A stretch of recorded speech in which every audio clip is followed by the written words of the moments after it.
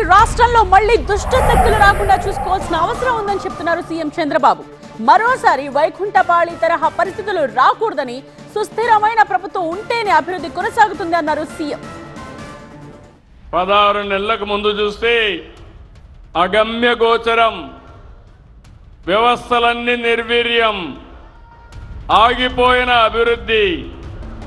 అలాంటి పరిస్థితుల నుంచి 4వసారి ముఖ్యమంత్రి అయ్యాను కానీ నాకే అర్థం కాలేదు. ఈరోజు మిమ్మల్ని కోరేది ఎక్కడికక్కడ వైకుంఠపాళి వద్దు. మన వాళ్ళకు ఒకటి ఉంది, అన్నీ ఇచ్చిన తర్వాత ఆలోచిస్తారు. అన్నీ ఇచ్చారు, ఇంకొకటి వస్తే ఏదో ఇస్తాడని. ఏమి ఇవ్వడు, ఉండే అన్ని పీకేస్తాడు.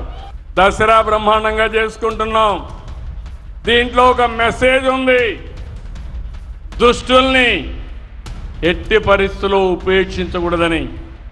నేను అడుగుతున్నా ఇప్పుడు మిమ్మల్ని అందరినీ, 2004లో ఏం తమ్ముళ్ళు ఎవరన్నా నవ్వే పరిస్థితిలో ఉన్నారా? ఈ రాష్ట్రంలో ఒక బ్రహ్మాండమైన వాతావరణాన్ని క్రియేట్ చేశారు. ఒకప్పుడు దసరా అంటే బెంగాల్, దసరా అంటే మైసూర్, ఇప్పుడు దసరా అంటే విజయవాడ. అవునా కాదా? కొత్త చరిత్ర.